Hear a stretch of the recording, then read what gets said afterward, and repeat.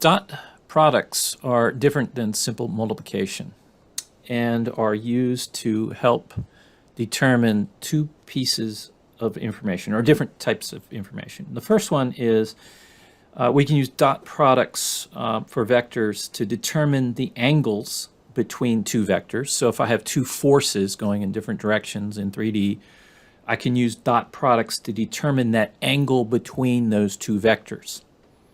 I can also use it to project and find the magnitude of the projection onto the force of a line. So I can take, say, force F2, and I can project and determine what its component is that acts along the projection of, or the line of action of force 2. Okay, so let's first look at what the dot product is. The dot product, the example here we have is just simply vector A and vector B, okay, represented by AX, AY, AZ, or BX, BY, and BZ. Can all be represented by I, J, and K, just like we saw we did unit vectors, okay? And so the product is simply just the multiplication of those that are along the same component. So in this case, X's, Y's, and Z's. You can also do it for I, J, and K. All right, so let's look at the angle between two vectors, okay? So the dot product is equal to the magnitude of vector A times the magnitude of vector B times the cosine of theta. So the equation we were trying to get to is the next one, which is cosine of theta is equal to the dot product AB divided by the magnitude of A times B. And the magnitude of A times B is just simply a multiplication.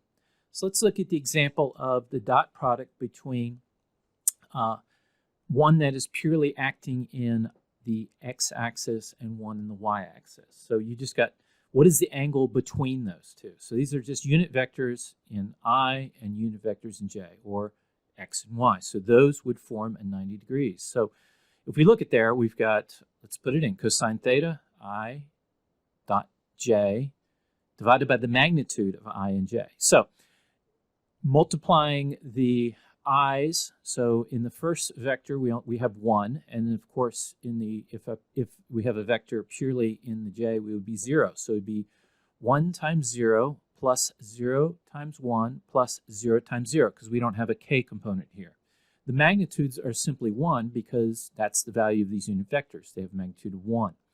The result is the cosine of theta is equal to 0. The inverse cosine of 0 is 90 degrees. Now here's an example where we actually are having one that has an actual angle. So in this case we have a vector f and a vector g. And you can see the givens there. F has an x component of 100 newtons and a y of 200 and a z of minus 50.